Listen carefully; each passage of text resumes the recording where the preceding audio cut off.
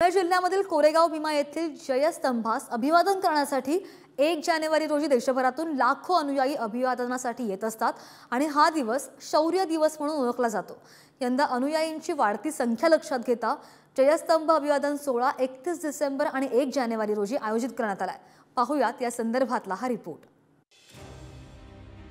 ऐतिहासिक कोरेगाव भीमा जयस्तंभाला अभिवादन करण्यासाठी अनुयायांची गर्दी होण्यास सुरुवात झाली आहे। वाढती गर्दी लक्षात घेता हा अभिवादन सोहळा यावर्षी 2 दिवस साजरा करण्यात येतोय।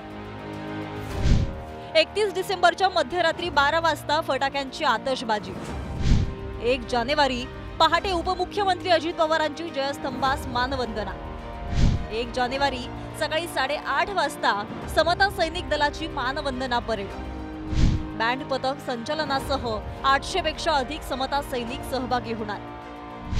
1 जानेवारीला सकाळी 9:30 वाजता भारतीय सैन्य दलातील महार रेजिमेंट मधील निवृत्त 1500 सैनिकांची मानवंदना परेड, 1 जानेवारीला 10:30 वाजल्यानंतर आंबेडकरी कार्यकर्त्यांची ढोल व लेझिम पथके सहभागी होणार।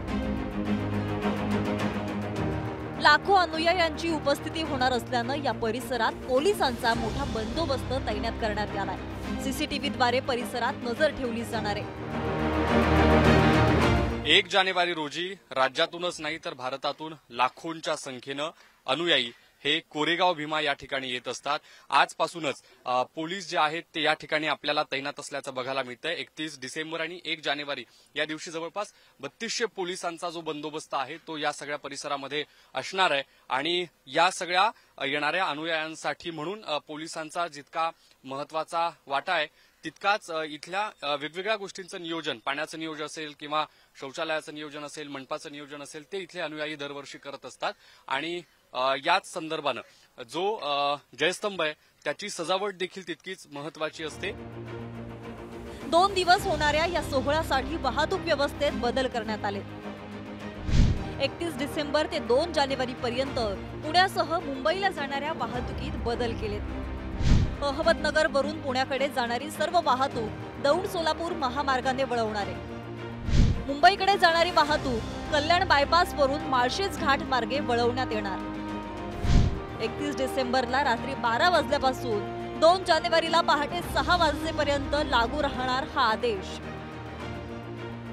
राज्यातून अनेक भीमसैनिक या सोहळ्यासाठी घरातून निघाले आहेत। पुणे पोलिसांकडून या सोहळ्यासाठी जयस्तंभ गाईड 2024 या नावाने नवी वेबसाईट सुरू करण्यात आली आहे। विजयस्तंभ अभिवादनासाठी येणाऱ्या अनुयायांसाठी सर्व माहिती एका क्लिकवर उपलब्ध होणार आहे।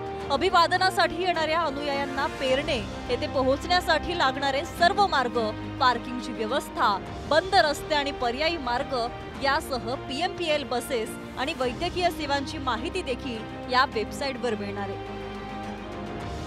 ज्ञानेश्वर चौतमल, पुढारी न्यूज, पुणे।